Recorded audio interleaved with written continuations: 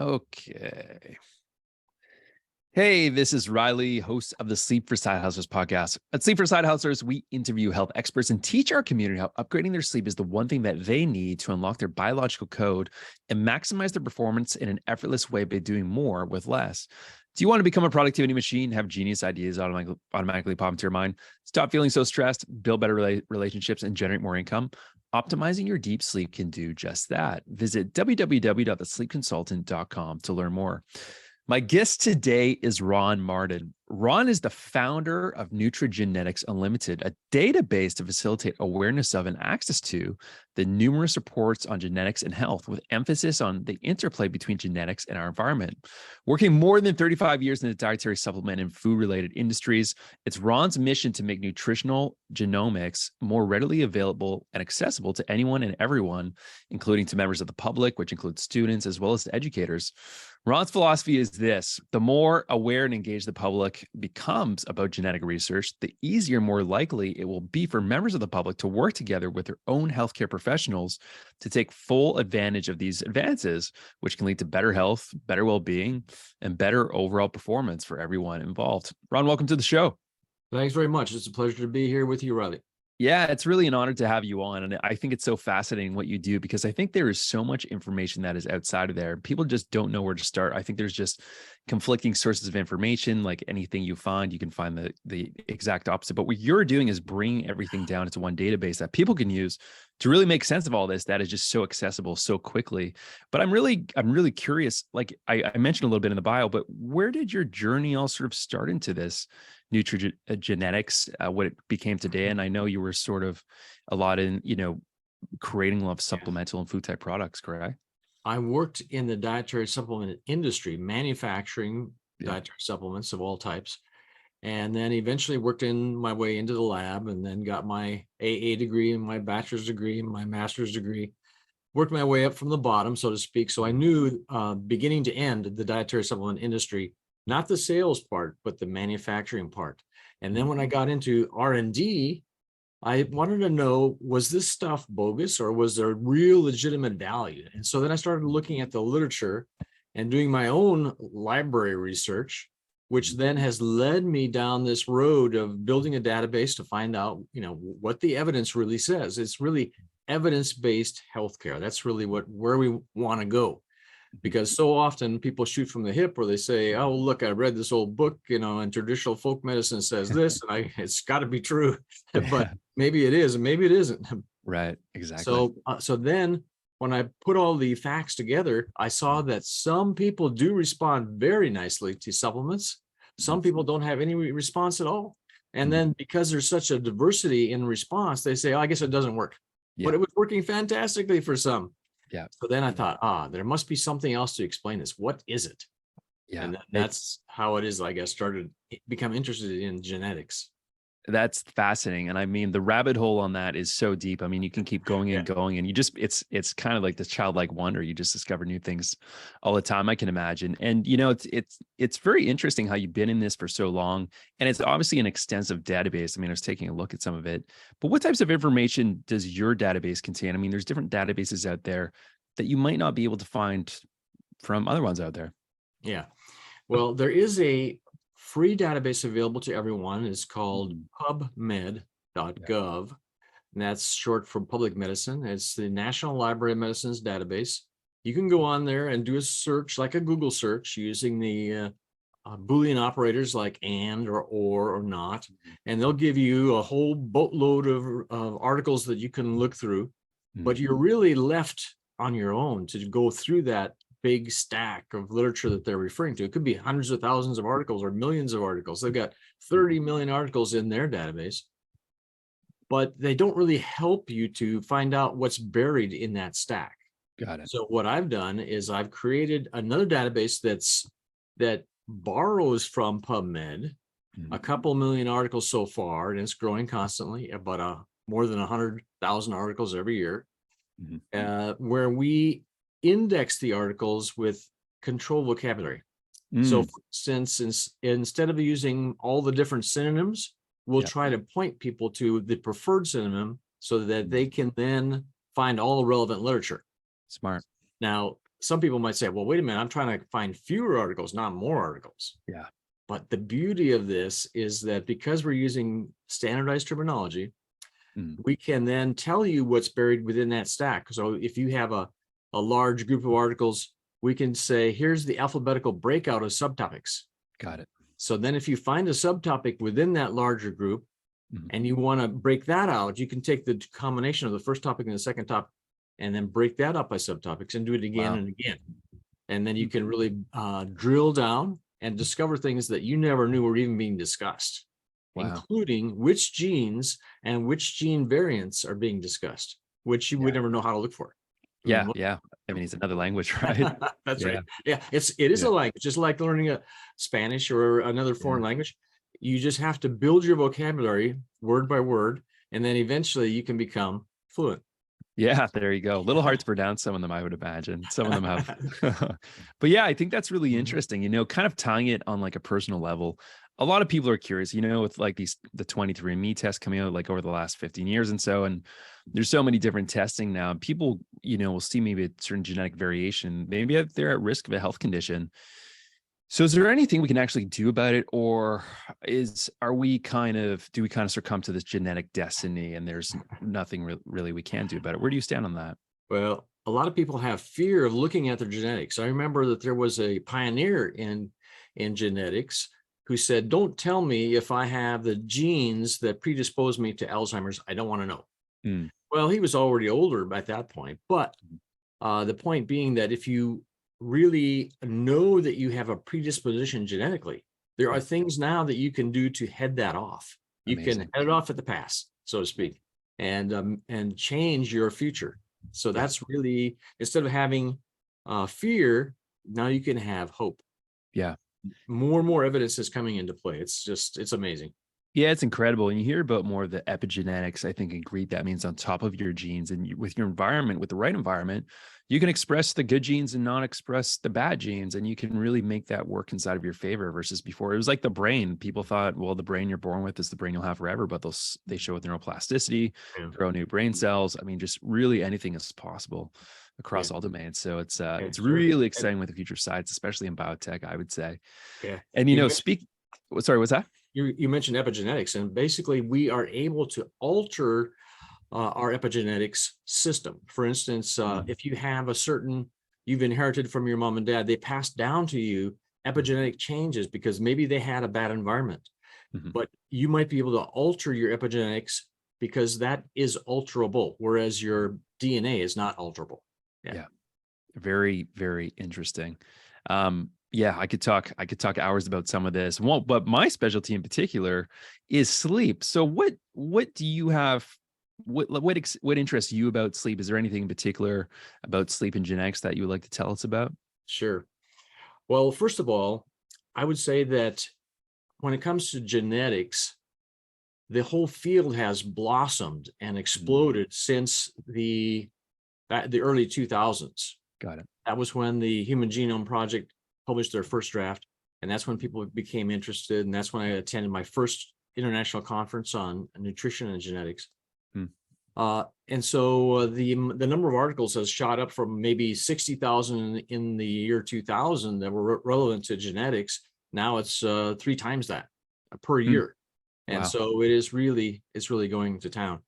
Now, when it comes to the subcategories like sleep, they're still behind. They're lagging on that because there's so much to learn. And so, for instance, now there's about 15,000 articles on genetics and sleep, which is kind of going back from the year 2000. So it's been gradually going up. Yeah. But the amazing thing is that about 10% of that 15,000 happened just this year. Okay. Holy smokes. So that's right. So it's kind of like going like this. And so it is really there's a lot there. Yeah. And when I looked put that in my database and did a breakout of subtopics, and I discovered that the thing that might be helpful for sleep besides sleeping pills, pharmacogenetics, would be melatonin. That's the thing that is talked about the most. And there's probably about 1,200 articles that talk about melatonin in connection with genetics and sleep. Amazing. but a good portion of those 1,200 have to do with sleep disorders. Yeah. Because sleep disorders would include things that, like your insomnia and others, things of that nature. And insomnia can be exacerbated by things like depression or anxiety. Yeah. And so there's a mental health factor that comes into play there as well. For sure. And what's really exciting about melatonin is that it's not only helpful for sleep, but it can also be helpful for neurodegeneration, for protecting your brain, because it has antioxidant potential. Yeah. So it's really good stuff, and it's relatively safe too. Yeah. For instance, I did a search. I said, well, some of the articles say, well, if you have large dosages, maybe that's not safe. Yeah. But then I said, well, okay, what constitutes a large dose? That hasn't been really nailed down, but they've done toxicity testing with animals, and they've tried different dosages all the way up, and it's difficult to find a true toxicity. Yeah. So it looks like it's safe, but I would think that 3 milligrams per day is enough to make some helpful effect for most people. Yeah. But not all people, because some studies say that, well, 3 milligrams didn't show a measurable effect. Some studies do. Some studies try like 5 milligrams, because you can get a lot of supplements that are around 5 milligrams. Yeah. Or you can take a 3 milligram supplement and take 2 of them. There you have 6 milligrams. Okay. That was for a while. Yeah. Interesting. Yeah. It's really fascinating with the melatonin, because everybody, I guess, genetically has their own uniqueness in some ways, both also in terms of their circadian rhythm. I mean, some people are just genetically hardwired to be morning people and nighttime people. And I heard a stat, 70% of people nighttime, like night owls, 30% morning larks. So that's sort of interesting as well. There was a time when the National Library of Medicine kind of lumped that, what you're talking about there, that's called a chronotype, where you prefer to stay up late, or you prefer to get up early. They kind of lumped that together with circadian rhythm, but now they've broken it out this year, just starting this year, to actually call chronotype as a separate entity from circadian rhythm. And this is really interesting, because there was some research saying that for people who like to stay up late, a lot of times they're eating late into the evening also. And then their body doesn't have a chance to really use their insulin properly in the normal insulin cascade that would control blood sugar. They may end up with higher blood sugar over time, and then a higher HbA1c or 1AC values. And so there was an article that came out not long ago saying that melatonin might actually exacerbate this, especially among those that like to stay up late. So they said that about 20% or more of the people carry this genetic variant of one of the melatonin receptors. Interesting. So I looked at my test results from 23andMe, and it said, oh yeah, I have that. I'm carrying one copy of that particular thing. So then I reflected on my HbA1c results, and I found that when I started taking 3 milligrams, it went up a little. And then when I started taking 6 milligrams, it went up a little bit more, not a dramatically, but just a little. And I'm thinking, I'm going to cut back now from my 6 to 3 again, and then see how it's doing. So those are just some cautions. And so there's a value to knowing your genetics, but a lot of this stuff, there's only a few articles that talk about that kind of thing yet so far. But as more and more information becomes available and people start fleshing this out, it'll become more abundant. Yeah, I think the rate, like you were saying today, 10% in this year alone is fascinating, and really sleep is still in its infancy stages. I mean, if you look at something like fitness and diet, I mean, those things still have a long way to come, but compared to sleep, I just think they're so much further ahead. So it's really cool in the sleep. And I just see more people, I think just culturally too, they used to say like less sleep is a badge of honor, especially in the entrepreneurial world. But now people are seeing the value of better sleep, especially when the science comes to support all that. It's amazing. And sleep deprivation can then exacerbate things like anxiety and depression.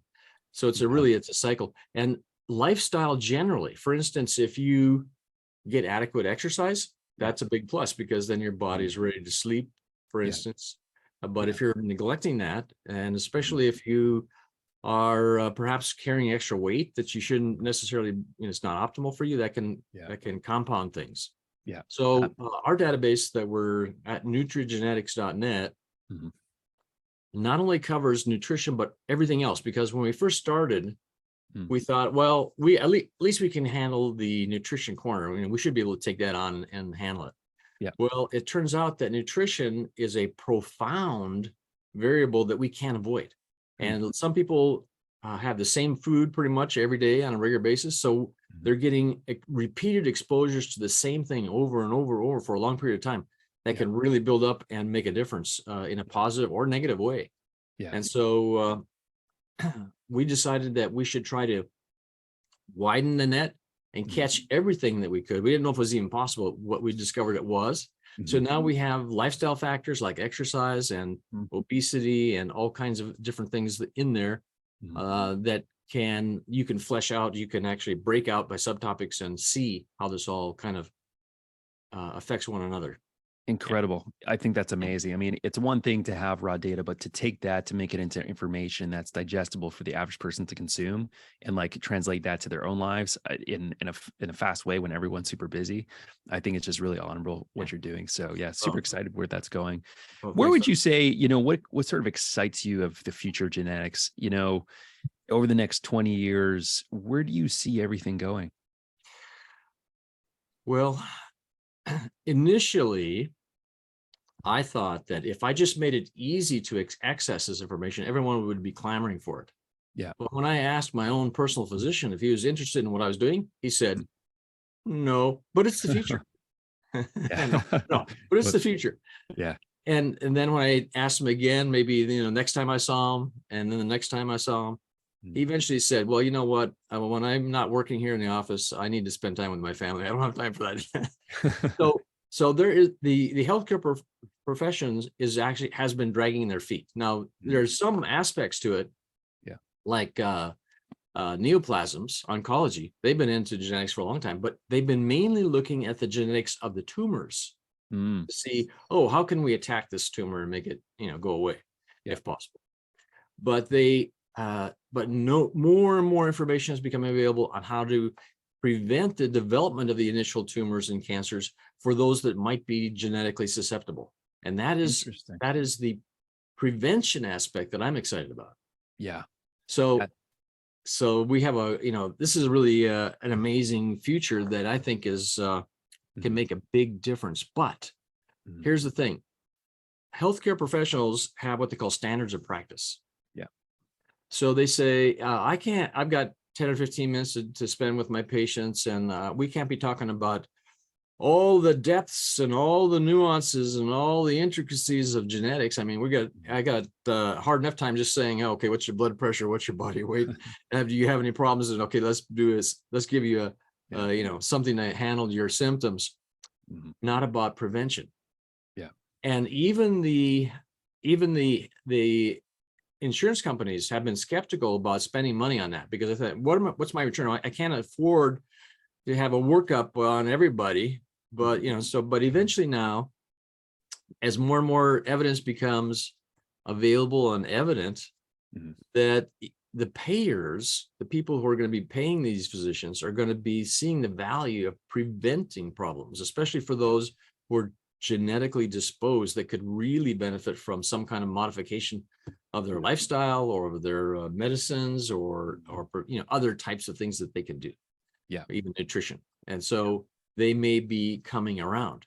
Yeah. But I would say that over the years, I've been disappointed about how fast this has been embraced. But I would say that just recently I attended a conference on nutritional genomics, and there was a physician there who said, well, I had a patient who had diabetes, and I gave him the standard treatment, which was metformin, but they didn't respond. So we said, I tried something different. And I didn't pay attention to what he tried different so much as I paid attention to the fact that there are responders and non-responders. And so if you go into a physician and you say, okay, doc, here's my symptoms, what are you going to do? He says, okay, take this and call me in the morning. Okay. And if you respond, great, your problems are solved. But if you don't respond, then it will become progressively more and more the duty of healthcare practitioners to find out what they can do to help those who don't respond to that standard of treatment that has been around so long. Yeah, That's where it's going. In fact, if they were to neglect this, and as more and more evidence becomes accumulated and it becomes obvious that they ought to be doing this, Yeah. then there will be a growing pressure on them to accommodate this somehow. Yeah. Now, how they accommodate it, that remains to be seen. It's possible that they might have, like St. Jude Hospital, I know, has a department where they have genetics that they look at. And a lot of times, sometimes this genetics department does the traditional genetic problems that people come up with, but they could expand that. They could say, well, some of our patients, they've been referred to us for genetics testing. Now we're going to look for opportunities, and then we're going to identify them, and then we may be able to convince the payers to go ahead and subsidize all the testing and the counseling that they might need to accommodate this. But that is coming sooner or later. I don't know how soon. Yeah. But here's the thing. The sooner that we can get people, the public, aware and excited and engaged, and they're asking their physicians about genetics and so on and so forth, little by little, we're going to be pushing them forward, because there is this dynamic of the push and the pull. You know, you need the push. Where some people like me are trying to push this technology forward, but the public can pull it forward. So really, this is what I'm hoping will happen. And I don't know how fast that could happen. It could happen suddenly. Yeah. Or it could take another decade or longer. Who knows? But I'm hoping that it won't take that long. Yeah, let's hope the former. I think it's really exciting. Well, I'm going to do my best to try and spread this word as much as possible. And I think there's a lot of other people too that they just don't know what they don't know. But once they start discovering it and they get a taste of what that's like, they'll just want more and more of it. So I think it's just a matter of just getting it into the right hands. Absolutely. What would you say? Sorry, go ahead. In fact, my website at nutrigenetics.net has on the homepage 3 red buttons. One says researcher, one says professional, and the other one says the public. And if someone clicks on the public, they will see a sampling of some interesting research articles that they can recognize as being significant. And what I do is I pick articles that might resonate. Things that talk about depression, or talk about obesity, or talk about marijuana, or sports performance, for instance. Genetics can be a factor in that. And then the whole idea there is not to make the public members professionals unless they're students and they want to become a professional, but rather to have them say, hey, why has no one been telling me about this kind of stuff? I need to talk to my physician. Say, what's up with this? I see this research, and they are allowed then using my database is free on weekends, so they can drill down and find a whole bunch of articles, and they say, well, let's talk to the physician about this. And if that physician that they're talking to doesn't want to engage, they can find another physician perhaps. Or maybe they need to just research it on their own, because they can spend as much time as they want on it. Whereas a physician might say, I got 15 minutes on the clock. I got 15 minutes and then you're out of here. Yeah, it's really interesting when you dive into the business part of it and you see sort of behind the curtain how it all works. But the more you know, the more you can help with just, when you see this entire model and how all the different parties operate together with each other, right? So it's very interesting. What would you say is the easiest way of members of the public to break the ice and become more familiar with the newest research? Well, as I just mentioned, if they go to my website, and also that word Nutrigenetics is a scientific term. It's not a made-up term. Yeah. There are some companies that have similar sounding names, but Nutrigenetics is like nutrition, like NUTRI, and genetics.net.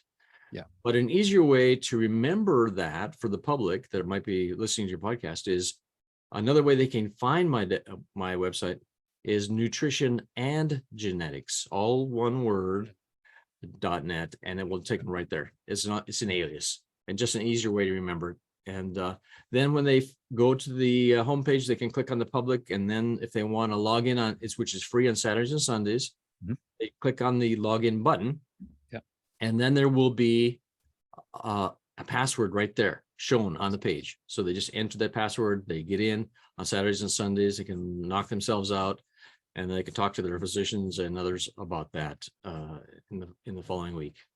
Amazing, Ron. Well, thank you so much. I learned a ton today. I'm sure our audience did as well. Is there any more links that you wanted to mention that we'll include in the show notes below? For now, that's all that they need. That's all they need to get started. And then Perfect. there's all kinds of different things. I've written a couple articles that are on PubMed. Yeah. They can look at that if they want. And there are other ways that they can track down that kind of information. There's all kinds of resources, but a lot of them are too technical to get into right now. Mhm. But for those that I'm happy to help anybody who wants to really explore and learn, because I'm all about that. So let's make that happen if we can. Great. Love it, Ron. Thank you for sharing and appreciate you coming on today. Thank you, Great, Riley. It's been a guys. pleasure. Yeah, Thank it was a pleasure. Yeah. All Thanks a right, lot. guys. Thank you so much. I hope you enjoyed the show. If you would like to learn more about how sleep can benefit your personal and business life, visit thesleepconsultant.com. Until next time.